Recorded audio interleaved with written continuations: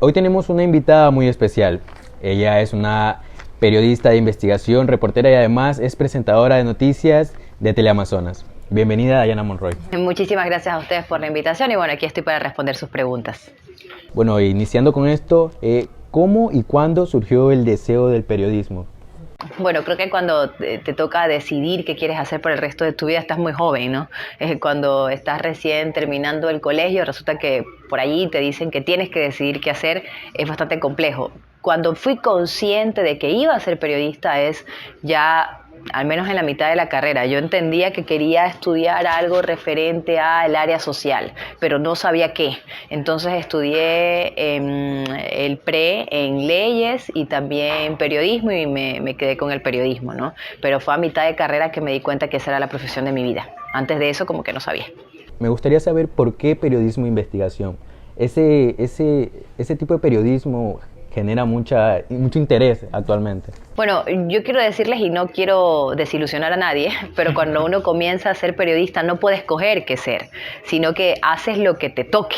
Entonces yo comencé así, haciendo lo que me toque. Inicialmente no hice periodismo de investigación, inicialmente hice crónica, luego ya hice periodismo judicial, luego hacía economía y así fue variando hasta que me topé con el periodismo de investigación y me di cuenta que me gustaba y me di cuenta que podía hacerlo. Entonces no es algo que uno escoge, sino que el camino te va llevando a eso. La verdad es que he tenido la suerte de que mis jefes continúen confiando en mí y poder realizarlo todavía. ¿Cómo has manejado el balance de tus opiniones personales con respecto a la carrera que estás ejerciendo? Por ejemplo, ¿te has sentido limitada al momento de expresar con claridad tus ideas, dependiendo del medio en el que estás laborando? No, la verdad es que no. O sea, en este medio de comunicación donde yo estoy, la redacción es bastante abierta y algunas personas piensan de forma errónea que los jefes te dicen qué hacer y cómo direccionar un reportaje. Y lo cierto es que sí existen redacciones que son abiertas donde se habla de la forma en la que se va a hacer un reportaje, donde un periodista puede decir que no está de acuerdo, donde un periodista puede decir que la línea no cree que es la correcta. Yo tengo miles de discusiones con mis jefes donde yo digo no estar de acuerdo con su criterio periodístico, él no estar de acuerdo con el mío. Entonces las redacciones no son tan cerradas como se piensa, ¿no? Yo creo que se ha intentado posicionar como si los periodistas fuéramos títeres de los dueños y realmente no. Sí existe un periodismo plural en algunas redacciones, ¿no? Yo puedo hablar por la redacción de la que soy parte. Con lo que respecta, ¿no? Dicen que el periodismo aquí en Ecuador es un poco corrupto. ¿Tú consideras que este término en el cual es generalizado la mayoría de los colegas es factible en la actualidad? No, o sea, yo sí creo que existe un sistema corrupto en el país del que forman parte diversas instituciones. El periodismo también podría formar parte de ese sistema de corrupción generalizado que existe en la ciudad, pero en el país, perdón. Pero sí se intentó instaurar el término de prensa corrupta, lo repito porque lo intentaron instaurar y creo que muchas personas se han hecho eco de eso, pero realmente yo conozco a muchísimos periodistas, muchísimos, que están allí afuera realizando un trabajo digno, un trabajo honesto, con el principio que siempre nos hablan en las universidades, que es precisamente el de perseguir y el de revelar la realidad, que lamentablemente hemos sido tachados, porque me incluyo, cuando hay manifestaciones nos gritan en general prensa corrupta. Entonces sí lastima un poco porque lo único que realizamos nosotros es nuestra labor, ¿no? Nuestra intención de, pese a los riesgos y los peligros que muchas veces tenemos, pues informar. Claro. Y en caso de amenaza, ¿cuál es el proceso que debe hacer el periodista, ya sea comunicarlo con alguna entidad o hacerlo público? ¿Cuál sería el proceso que usted recomienda?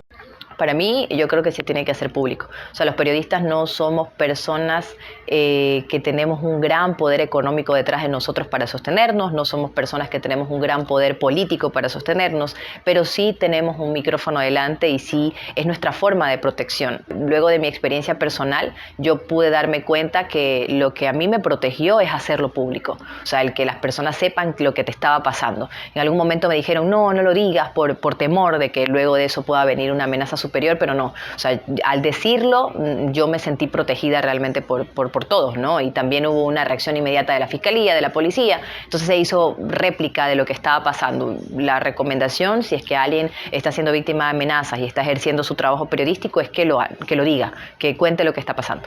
Bueno, también pude ver que el pueblo ecuatoriano te protegió mucho, o sea... Sí, sí, sí, yo lo sentí, de forma no solamente jurídica, que puede haber venido el apoyo jurídico por parte del medio de comunicación en el que estoy, sino también emocional. Hubo muchísimo apoyo por parte de la gente. Bueno, y en caso de los anteriores gobiernos, ¿no? ¿Qué tan difícil fue hacer periodismo? Sabes que yo no lo dividiría. El periodismo siempre va a tener un tipo de reacción por parte del poder. Puede ser una reacción directa, como existía antes, una reacción indirecta, como ha existido siempre en todos los gobiernos. Creo que como periodistas debemos saber que si hacemos periodismo y periodismo crítico, siempre vamos a tener una reacción por parte del poder. Al poder no le gusta que lo descubras, no le gusta que lo reveles, no le gusta que lo desnudes. Entonces siempre va a haber algún tipo de reacción. Entonces creo que debemos, lamentablemente, enfocados en eso, debemos continuar haciendo nuestro trabajo. Claro, y bueno, y en base a tu trabajo, ¿no? Has tenido varios reconocimientos por tu labor periodístico, ya sea de manera nacional e internacional. ¿Qué se sintió haber sido reconocido de manera internacional tu trabajo?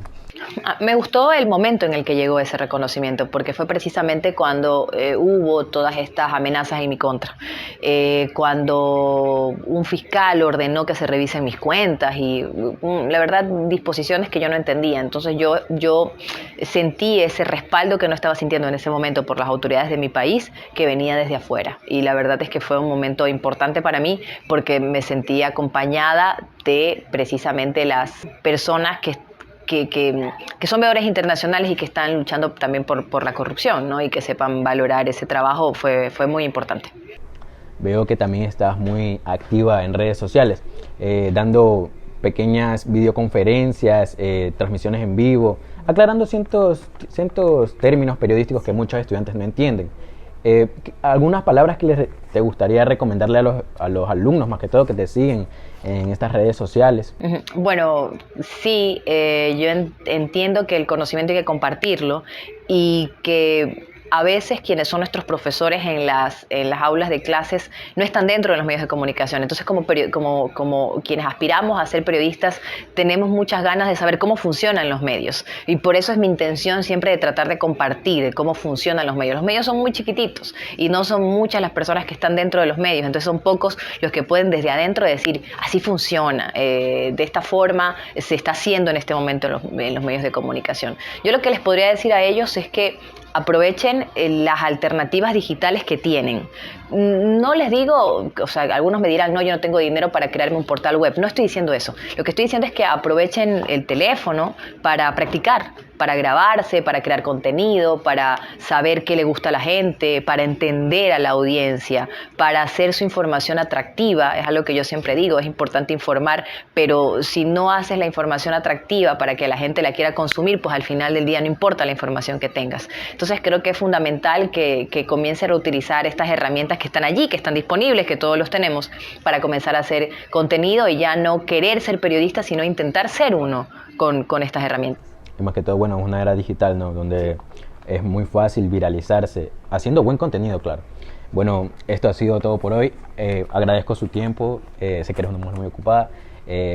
También a nuestros amigos televidentes, gracias por vernos. Esto fue todo por hoy. Muchísimas gracias a ustedes.